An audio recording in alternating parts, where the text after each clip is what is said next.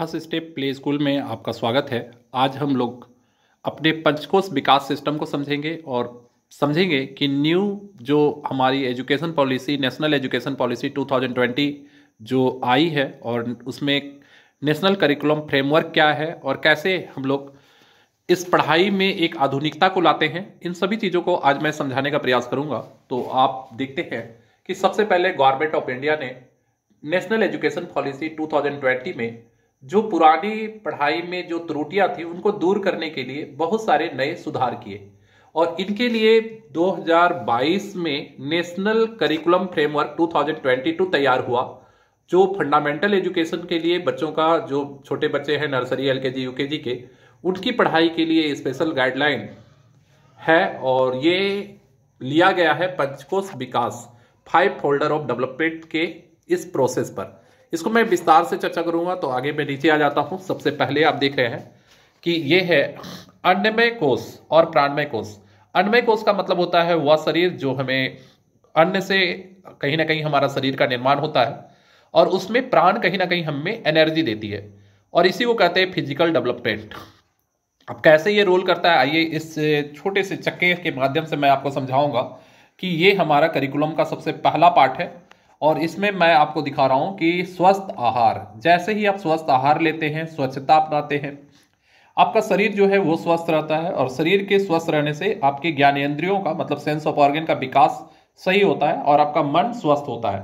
मतलब कि कहीं ना कहीं आप एक स्वस्थ शरीर से ही स्वस्थ मन तक पहुंच सकते हैं और यही है आनंदमय कोश और प्राणमय कोश से मनोमय कोश तक पहुंचने की प्रक्रिया, कि बच्चे का स्वस्थ शरीर हो, स्वच्छता बच्चे अपनाएं और शरीर स्वस्थ होगा तो कहीं ना कहीं उनकी सेंस ऑफ ऑर्गन सही होगी तो मन भी स्वस्थ होगा।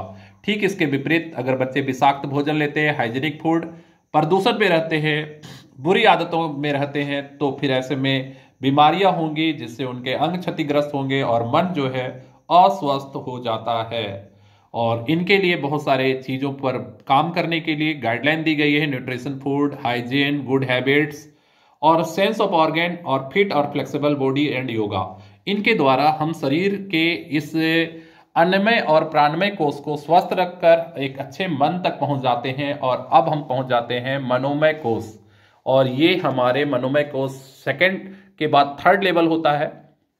अब यहां पर आप फिर से आ जाइए इस चक्के में। आपका मन स्वस्थ है लेकिन यहां पर टीचर्स अक्सर गड़बड़ कर देते हैं, क्योंकि स्वस्थ मन के बाद वो चाहते हैं कि बच्चे को अब पढ़ाना है। तो मन स्वस्थ तो है, शरीर स्वस्थ है तो मन स्वस्थ है, लेकिन अब क्या होता है कि बच्चे जिद करते हैं, बच्चे जिद्दी होते हैं। बहुत सारे पेरेंट्स का कहना है कि सर मेरा बच्चा बहुत जिद्दी है, ठीक है, उसको पढ़ने में मन ही नहीं लगता, वो जब भी बैठाते हैं तो बैठता नहीं है। अब मैं इसका कारण बता रहा हूं कि होता क्या है कि हम लोग पढ़ाई के इस गलत डायरेक्शन में स्वस्थ मन से एजुकेशन की ओर बढ़ने की क्रिया को मैं बता रहा हूं। दो रास्ते हैं। एक तो जब आपका बच्चा जिद्दी होता है तो जाहिर है कि बच्चा अगर जिद्दी है तो उसमें गुस्सा भी होगा और टीचर्स भी अक्सर ये महसूस करते हैं कि बच्चा जब जिद्दी होता है तो एंग्री हो जाता है और गुस्साने के चलते आप क्या करते हैं, फिर उसे डराते हैं। और ये डर कहीं ना कहीं, इस डर को डराने के बाद बच्चे में दब्बूपन आ जाती है, बच्चे में डर पैदा हो जाता है और वो डर से एक तरह से कह सकते हैं मानसिक डर, जो फोबिया के नाम से भी आप जानते हैं, और उस डर के द्वारा आप उसे पढ़ाई करवाते हैं। ये एक रास्ता है लेकिन गलत रास्ता है, क्योंकि मैंने दिखाया है यहां पर कि कैसे सही रास्ता है और इसके अपोजिट डायरेक्शन में गलत रास्ता। तो ऐसे कंडीशन में जब बच्चा को आप डर से पढ़ाते हो तो ऐसे बच्चा कहीं ना कहीं जिद्दी भी रह जाता है, क्रोधित होता है, फिर आप डराते हो और फिर पढ़ाते हो। ये क्रिया कहीं ना कहीं इस प्रकार से आप पढ़ाई की क्रिया को करवाते हैं। लेकिन हमारा एजुकेशन पॉलिसी क्या कहता है, मनोमय विज्ञान क्या कहलाता है कि देखिए बच्चों का इमोशनल इंटेलिजेंस लेवल को समझना है कि बच्चे का मूड कैसा है, उन्हें इस चीज़ों को समझाना भी है, बच्चों को पॉजिटिव एटीट्यूड की तरह ले जाना है।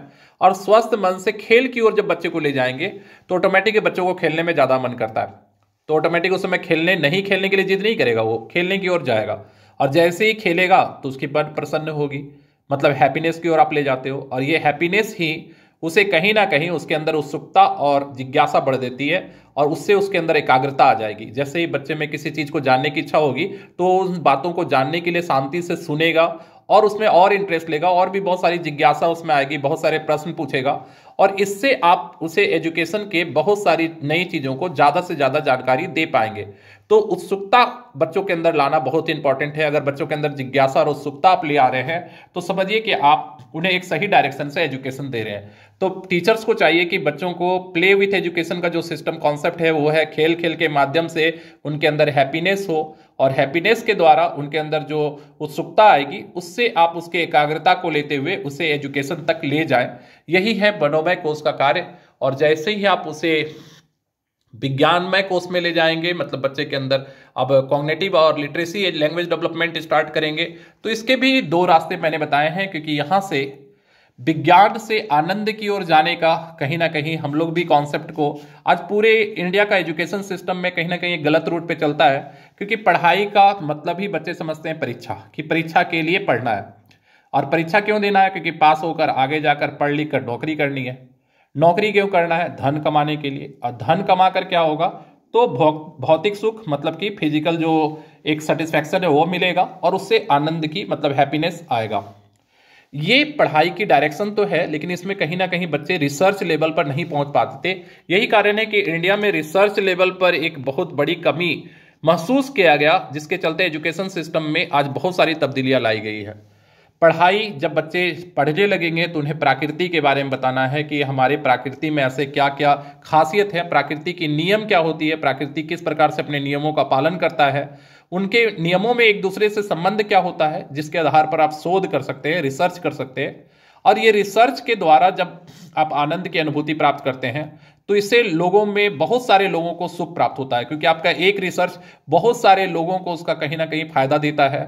और एक नौकरी एक परिवार को फायदा दे सकता है, लेकिन एक रिसर्च पूरे समाज को फायदा देता है। तो इस तरह से एजुकेशन से विज्ञान के द्वारा आनंद की अनुभूति दो प्रकार से की जा सकती है, एक व्यक्तिगत, एक सामाजिक। तो सामाजिक स्तर पर अगर आप अनुभूति करते हैं तो ये एजुकेशन का एक मुख्य ध्येय है कि बच्चे समाज के लिए कुछ कर पाए। और यही हमारे नेशनल करिकुलम फ्रेमवर्क में बताया गया है, जिसे मैंने डिटेल बता दिया है। और बाकी अभी वर्कशॉप कंटिन्यू हमारी जारी है। आज 3 तारीख का वर्कशॉप था, 4 और 5 को हम लोग पेरेंट्स के लिए रखे हैं। तो ये टीचर्स के लिए एक गाइडलाइन थी, जिसको मैंने दोबारा रिकॉल कर दिया है, ताकि सारे टीचर्स को याद रहे कि हमारा एजुकेशन सिस्टम का ये पंचकोशीय विकास सिस्टम जो है, 5 फोल्डर ऑफ डेवलपमेंट, वो कैसे काम करता है। अगले वीडियो में इसके और विस्तार से हम लोग चर्चा करेंगे, एक एक पॉइंट के अंदर।